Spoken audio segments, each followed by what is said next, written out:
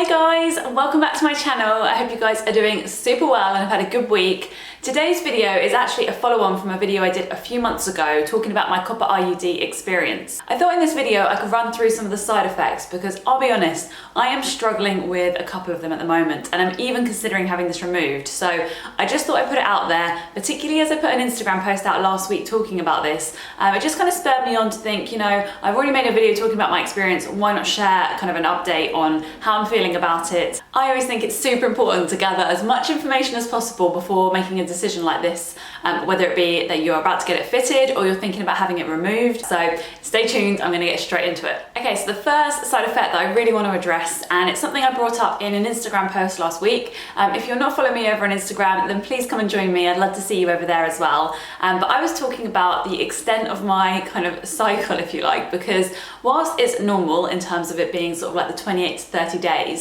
there are things about my period when it arrives that just don't seem right. And I guess I've been kind of like pushing it to one side, like putting it to the back of my mind. But I really want to have this addressed because I really hope it is the copper IUD and not a hormonal problem. But the problem is that when my period arrives, it is pretty normal for about 5 days. So in terms of like how heavy it is, in terms of everything that I would expect from a period, it happens in that first 5 days. And then like you would imagine, my period stops and I have maybe like a 1 or a 2 day break, and then I get cramps and I wouldn't say the whole thing starts again, but basically I then start a very small period, very light period for about 2 days after.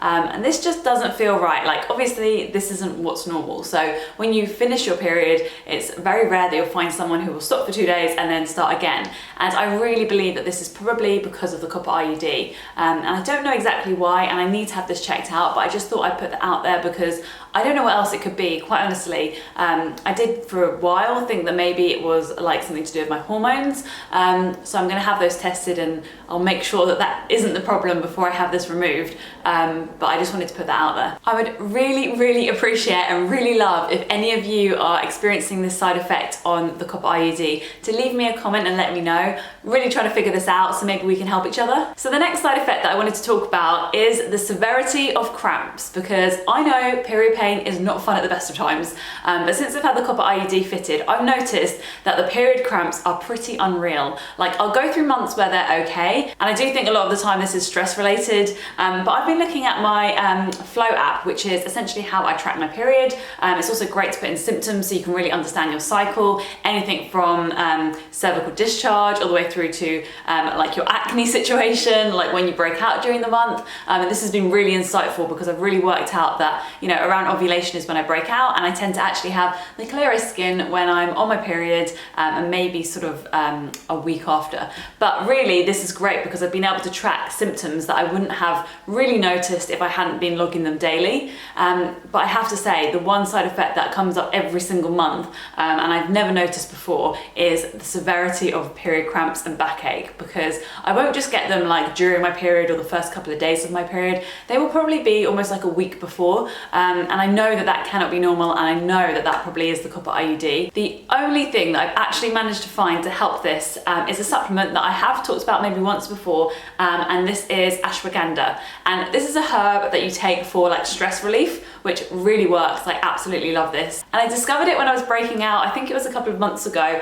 and I really wanted to like de-stress, like relax and not stress about my acne and hope that my skin would clear up, which it did. I actually vlogged that week, so I'll link that on screen if you want to check out how I managed to clear my skin in a week by de-stressing. But essentially I stopped using this supplement because I was worried about what it was doing to my cycle. But having looked at the Flow app this morning, I've actually realized my period was actually better than it ever is. Yeah, this is the great thing about this app, as it actually says. So yeah, it was actually 26 days, which is super short, probably too short if I'm being honest. So I probably wouldn't advise taking this for a long-term solution. But if you are thinking that you have a lot to do that month, or you are going through a period of particular stress, this will help. It really helped me. And I would say that the actual cramps that I experienced during my period were minimal.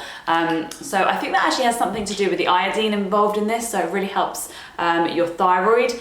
I will look into that, and you know, if anyone knows a bit more about the thyroid and ashwagandha connection, leave me a comment. Or even better, if you know a way to actually reduce period cramps, please let us all know in the comments too. So the next side effect that I wanted to talk about is actually like a side effect of a side effect, because as I was explaining, I experienced like really heavy cramps almost like a week before my period. And this is actually leading to maybe gut problems as well. I find that when I'm really cramping, I find it so hard to digest my food properly, and it's really kind of having a knock-on effect with, you know, what I choose to eat that week, whether I choose to eat like a lot of food, and yeah, I just think that knock-on effect is having like a repercussion probably on my hormonal health and my skin as well at times. Like, without being super TMI, like your bowels can become a lot looser if you're cramping all the time. So for me, it just feels like potentially I'm not digesting my food and really absorbing all the nutrients as well as I probably could.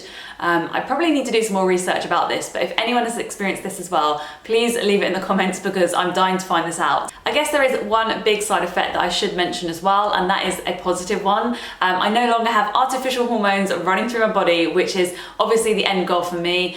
When I was on the pill, which was for about sort of 10-15 years, when I came off that, I broke out in acne like crazy.